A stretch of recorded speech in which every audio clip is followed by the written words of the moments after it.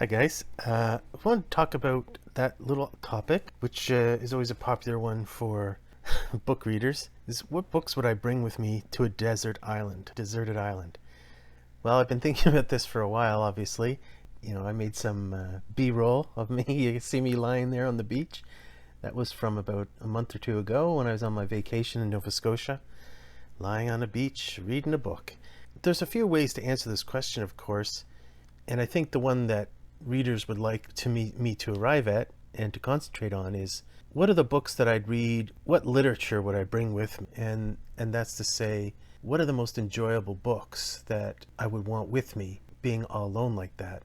It's a different question than what are the next 10 books I want to read. Okay, so we have our mind. We might say, okay, well, as soon as I'm finished this book, I'm going to read this book and then probably that book. The deserted island it's a different situation, because when you're just in your own living room and you think about the next 10 books you want to read, it's not that crucial a topic. I mean, if you hear about another book in the meantime, you can get that book. You can get it from your bookshelf, from your local library, from Amazon or a local bookstore. So it's not that big a deal. This is a big deal because there's no going back, there's no take-backs. But it's also a different circumstance, meaning that it's not reading for you might just be a quiet way to relax while you're drinking tea and maybe pass the time until the evening news comes on, or as you drift off to bed, something like that. It's a nice accent in your day. Or you're a student and you're just plowing through stuff. Those are all different circumstances. What I want to talk about first of all is what that circumstance is, and how the desert island, it's a unique circumstance that would doubtlessly influence your choices if you thought about it enough. If you had it in your mind, what abandonment and isolation would mean. So I promised to get back to my final survey, my final conclusion about the top 10 books I'd bring with me on a deserted island. And I'll answer it according to your specifications of literature. So first of all, it won't include such things as survival books. I've read a few of these in my life. And by survival books, I mean not only how to stay alive in the wilderness, camping tips, what flowers and vegetation are safe to eat, kind of things like that. I have a book I bought about 2 summers ago on wildflowers in Ontario. It includes ways to eat them, which ones you can eat, how to eat them, and so on. And those would be very important, obviously, in a situation like the one we're talking about. But that's kind of not, what this list is going for. So how to build a cabin, all that stuff, how to fish, how to prepare game, how to smoke meat. So I'm not going to include any books like that, but obviously if you had your druthers, those might be some good things to bring along with you on a shipwreck, in anticipation of a shipwreck. But so we're not going to talk about those things. Some things that I will talk about, and I won't exclude from this list, are books that would aid you psychologically, spiritually. Okay, so I remember watching a video a while ago on a guy who purposely isolated himself on a tropical island, a small tropical island, for a year. And it was just him and his video camera and so on.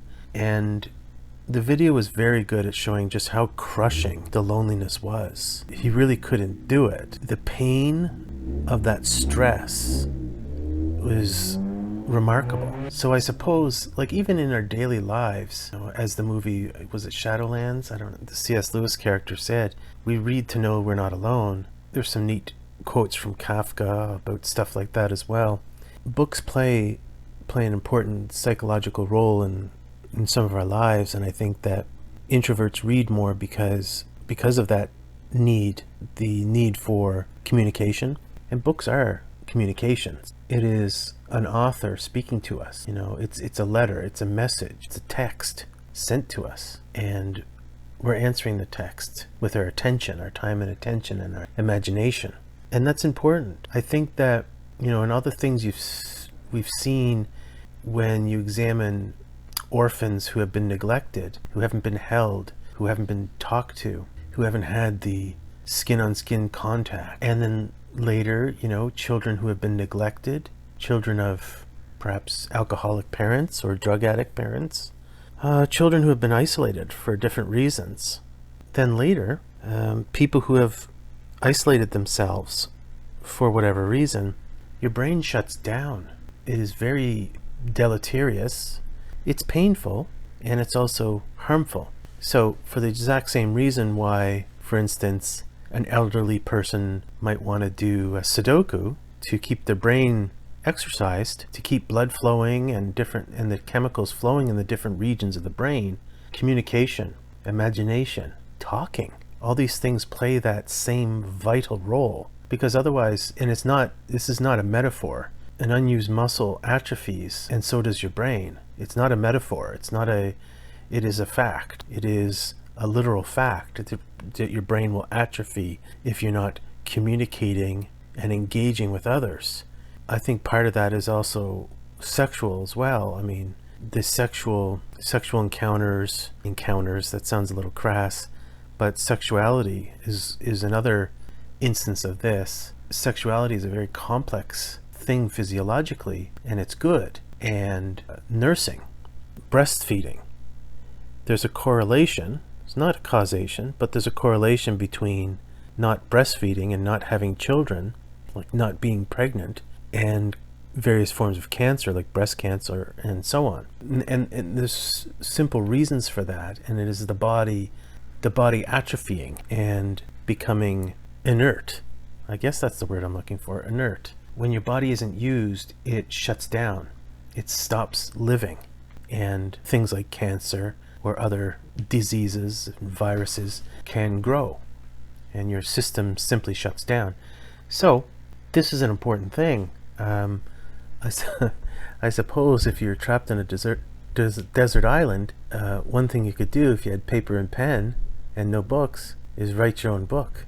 In other words, sort of what I'm moving towards here is the importance of the function of communication between reader and book. So when you're isolated like that, so you'd have to think of, well, what books function in me as communication? What books function in me as a conversation? That might want you to privilege books of poetry, books of perhaps an autobiography, books of maybe self-help, perhaps. And to me, it's something that you'd have to have something that is just to you so powerful. And to me, it would be, of course, War and Peace, probably The Sorrows of Young Werther. So books that speak to you. So with the old saying, something borrowed, something blue, and all that, how does that go? Something borrowed, something blue, something old, something new. Well, that's what I was thinking about with respect to the books that you'd bring with you on a deserted island. When I think about this, there's different categories that you'd want to have filled. You'd have to have your spiritual books, I suppose, your spiritual resources. And for different people, those would be different things. Like for a lot of people, it would be the Bible. And for Muslims, the Quran, whatever. And yet for a lot of others, they have their favorites too. Like, it's amazing how many people look to the Stoics today. I think it's amazing. The Meditations of Marcus Aurelius and the Enchiridion of Epictetus and other books. Like some people love The Consolation of Philosophy, Viktor Frankl's Man's Search for Meaning. So, and Schopenhauer, Camus, Kierkegaard, Sartre. So there's lots of ones like that. For me, well, I'd love to have the Bible with me, even though. And I said it before, and I'll say it again, the works of Plato have always been very important to me, and I could see myself spending the rest of my life studying them. So if I had the works of Plato, the Bible, and then I'd want my works of literature too, and I've mentioned War and Peace, but also I would love to have the works of Shakespeare with me, and not only because of their majesty and their consolation, the consolation of their poetry, but also this other part of me that wants to continue to be educated, to continue to perfect itself. So I mentioned that with Plato, but Shakespeare, I've only scraped the surface of Shakespeare in my life, even though I've read probably most of the tragedies, and I think I've read all the sonnets, parts of Trellis and Cressida and different things. But I've just scraped the surface, and I would love to have the opportunity to study them more and more and more. And when I think of that, of exercising my brain over something difficult, I think of Immanuel Kant too, his 3 critiques. I've read the Critique of Pure Reason fairly thoroughly, but he also has the works of the Critique of Practical Reason and Critique of Judgment, which are his 3 major tomes, which are extremely difficult, but also very, very illuminative and all that. I was thinking over the past couple days, do you ever get mad and think, oh my gosh, I haven't read that book yet? And you get frustrated with yourself that for as much as you've spent time reading and knocking off books that you've wanted to read your whole life, there's still those few that you haven't. And I was reading a book the other day and they mentioned Cicero's On the Nature of the Gods, and I'm really annoyed that I haven't read that yet. And every time I go online and on Twitter and different discussions, people will list books and I'll be like, oh my gosh, I've been meaning to read that book forever. There definitely have to be books like that I could not imagine going to the grave without having read. And I think Cicero's On the Nature of the Gods is one of them. And I think of also, along the philosophical vein, I think of Locke's epistemology, and I think of Hume's epistemology as well. But those would be further down on my list. They wouldn't be in the top 10. Books of consolation and books of consolation can be, as I said, these philosophical books like Schopenhauer and Kierkegaard and so on, or Nietzsche or whatever. But they can also be books that are consoling because you feel a connection. Like they make you feel a connection, and like what that connection is and with whom that connection is depends on, I don't know what it depends on. Like, why do I want to be connected to Livy? And why do I want to be connected to Herodotus? But there you have it. I would love to bring Livy's History of Rome and Herodotus's histories with me. They're important. Like, it's almost like having the Iliad and the Odyssey with you. They're just so important. They're just so much a part of what it is to be part of this Western civilization. What else? So I said War and Peace. War and Peace brings me into relationships with Tolstoy, but also with his fictional characters that in a way have a reality for me, like Pierre Bezukhov, Natasha Rostov. These people have a reality for me that almost nobody else in the actual world has for me. And I think, even though I've read, say for instance, the Brothers Karamazov, 3 or 4 times in my life, I don't have the same connection with the characters there. I just don't I don't respect them as much as I respect, for instance, Pierre or even Lev from Anna Karenina. It's a funny thing, isn't it? And I said before, and I'll say it again, I definitely bring Don Quixote with me. Don Quixote and Sancho Panza, they have a reality that a lot of living people haven't gained for me in the world. And then, so the things you want to be connected to and the things you want to learn. And I was thinking about this as well. Like, I've always thought that before I die, I would like to learn calculus. I don't know why. I guess just to know that I can learn it. Yeah, so maybe some kind of textbook on mathematics. I would have to be a pretty good textbook because I wouldn't have a calculator or too much paper with me.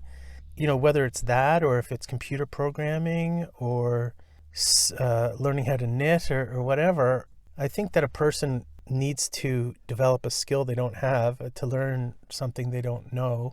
Circuitry, like electrical circuitry, whatever. I think a human life needs something like that stretches them and pushes them into a new region. That could be chemistry, that could be genetics, that could be anything. A new language, for instance.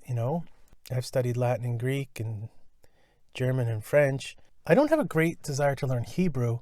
I kind of would like to learn one of those languages like Babylonian or whatever, Assyrian or something like that. That's just so strange and exotic and would put you in contact with a whole different world of thought, of conceptualization. I hope that makes sense. Oh, so what else? So you need your friends with you. You need your your friends from your favorite novel, in my case, War and Peace and Don Quixote, and you need things to learn.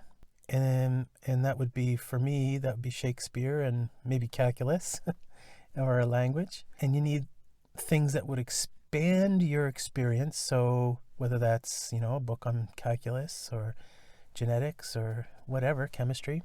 You need your consolation literature. So that's your spiritual stuff, your philosophical stuff. And there's those different kinds of things. Like, as I said, for me, being connected to the history of Rome and the history of Greece, have something, play something for me, do something for me. It's funny how when you imagine being taken away from people, books are one of the greatest ways to take them along with you. We're such a social entity that books for us are a way to grip on to what we do not want to lose. Any surprises? Do I have any well, maybe you'll be surprised by some of these things. Any surprises? I don't know. If you've watched my videos, I'm sure today nothing I've said to you is surprising. Or if you haven't, everything I've said is perhaps surprising. Well, there you have it. Books are a way to stay in the world, but to keep it on your own terms. A way to keep believing in something bigger than yourself, something better than yourself. And we'll take that to the island with us, most definitely. Thanks, everybody. I hope you're having a great day today.